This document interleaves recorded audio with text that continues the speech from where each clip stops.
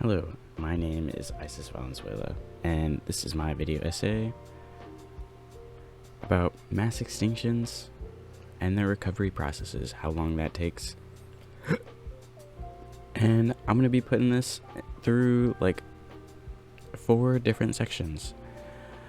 Section 1 being what the studies find, Section 2 where the studies agree, disagree, and where they diverge, Section 3 being limitations and how they shape the results, and then Section 4, why these findings matter. Life on Earth didn't get here by moving in a straight line. It lurched, it collapsed, it vented itself over and over again. When we look back throughout prehistory, evolution isn't a steady climb towards complexity. It's a story shaped by disruption. 2 recent scientific studies, one zooming in on a single Jurassic extinction and the other zooming out across 500 million years, helps us understand that story in a completely new way. Together, they reveal something profound. Extinction and recovery aren't opposites. They're twin forces that repeatedly reset the biosphere, and understanding how those resets work might be the key to understanding the moment that we're living through right now, with issues such as climate change and modern biodiversity crisis. Let's start with the first study, focusing on one specific event. This article is entitled Extinction Cascades, Community Collapse and Recovery Across a Mesozoic Hyperthermal Event, written by Alexander M. Dunhill, Carolina Zarzinski, Jack O. Shaw, Jed W. Atkinson, Crispin T.S. Little, and Andrew P. Beckerman in 2024. About 183 million years ago, during the early Jurassic, the oceans warmed, oxygen levels plummeted, and marine ecosystems began to unravel. This event is known as the Torsion Oceanic Anoxic Event. The researchers behind this study reconstructed an entire marine food web from tens of thousands of fossils found in the Cleveland Basin in the UK. They weren't just counting species, they were rebuilding the ecological machinery of an ancient sea. Who ate who, which species filled which roles, and how energy flowed through the system. What they found is that the extinction didn't begin with the big predators, it started at the bottom. Species living in the sediment, like infannual organisms already stressed by low oxygen, were the first to disappear, and when they vanished, everything above them began to collapse. Predators lost their prey, specialists lost their niches. A diverse, redundant ecosystem simplified into a network dominated by a handful of generalist species that could tolerate unstable conditions. And recovery? It wasn't a bounce back. It took millions of years, and when the ecosystem finally stabilized, it didn't return to its original form. It reorganized into something new, a structure that foreshadowed the later Mesozoic marine revolution, with taller food webs and new predator guilds. In other words, extinction didn't just remove species, it rewired the entire system. Now, it's time we look at the bigger picture.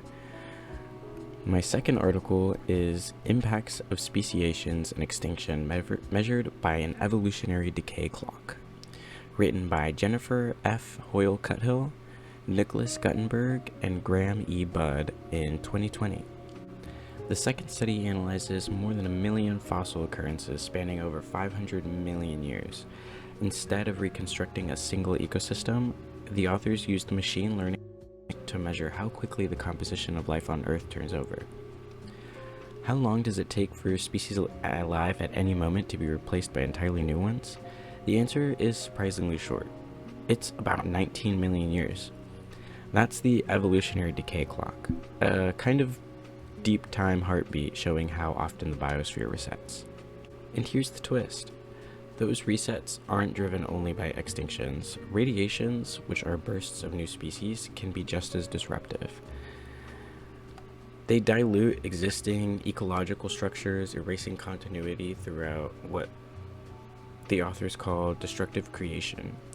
Extinctions and radiations, it turns out, are often decoupled. The biggest radiations don't necessarily follow the biggest extinctions. Life's history isn't a neat cycle of destruction followed by renewal. It's a series of overlapping disruptions. Even though these studies operate at totally different scales, they converge on some powerful ideas. Both show that extinction isn't just about losing species, it's also about losing structure. In the torsion study, food webs collapse from the bottom up. In the decay clock study, co-occurrence patterns dissolve, wiping out the long-term memory of the biosphere.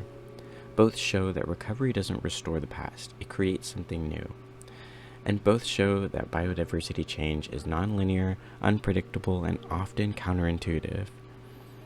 But they also emphasize different dynamics. The torsion study is all about mechanism, how warming and anoxia trigger trait-selective losses and cascading failures.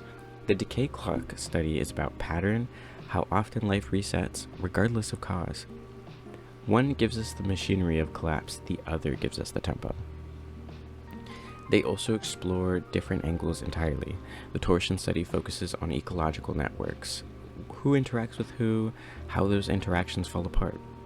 The decay clock study focuses on evolutionary continuity, how species co-occur across time, and how that continuity decays. One is a microscope and one is a telescope. Together, they reveal extinction is a multi-layered process that operates locally and globally, ecologically and evolutionary, all at once. Of course, both studies come with limitations, and those limitations shape what we can conclude. The torsion study relies on an incomplete fossil record. Food webs are reconstructed from preserved shells and inferred interactions, which means some details are left uncertain. It also focuses on a single geographic basement, so its patterns may not represent global dynamics.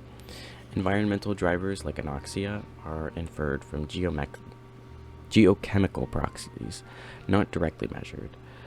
And recovery is reconstructed from course time, which can blur the true tempo of ecological change. The decay clock study has its own constraints. Its turnover rates depends on model assumptions.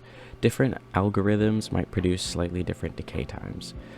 The fossil is uneven, so sampling gaps can mimic biological resets. The analysis treats global biodiversity as a single system, flattening out the regional differences. And while it identifies pattern, it can't identify mechanisms. It tells us how fast life resets, but not why. But here's the interesting part. These limitations are complementary. The torsion study gives us the mechanism, but lacks global scope. The decay clock gives us global patterns, but lacks ecological detail. When both studies, despite their blind spots, point to the same conclusions about collapse, turnover, and transformative recovery, those conclusions become far more compelling. So, why does any of this matter? Because these studies show that extinction operates on multiple levels at once. It's ecological, food webs collapsing, functions disappearing, and it's evolutionary, continuity breaking, species assemblages dissolving. When ecosystems collapse locally, they contribute to global resets. When turnover accelerates globally, it destabilizes local ecosystems. Extinction is both a bottom-up and top-down force. They also show that recovery isn't a return to normal. It's a reinvention. The world after a collapse is never the same as the world it was before. That has huge implications for how we think about conservation. We can't assume that a damaged ecosystem will simply bounce back. They might have to rebuild into something entirely new. They also show that recovery isn't a return to normal, it's a reinvention. The world after a collapse is never the same as the world before it. That has huge implications for how we think about conservation. We can't assume that a damaged ecosystem will simply bounce back. They might rebuild into something entirely different. And they show that radiations, bursts of new life that we often celebrate, can be destabilizing too. Innovation can erase continuity just as effectively as extinction. The future biosphere won't be shaped by what we lose, but by what emerges to replace it. Most importantly, these studies matter because the patterns they reveal are happening again.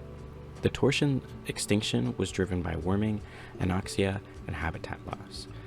The same forces reshaping oceans today. The decay clock shows that the biosphere was already in a state of accelerated turnover before humans arrived. We've just pushed that turnover into overdrive. We are living through a moment with both the ecological fingerprints of ancient collapse and the evolutionary tempo of a global reset. The past doesn't tell us exactly what will happen, but it tells us what's possible and what's at stake. As I've just said, the past can't tell us exactly what the future holds, but it can tell us what's possible. It tells us that ecosystems can unravel from the bottom up. That recovery takes millions of years. That the world after a collapse is never the same as the world before it, and it tells us that the choices we make now will shape not just the next century, but the next chapter of life on Earth. We're not just observers of this story, we're authors in it. Boom.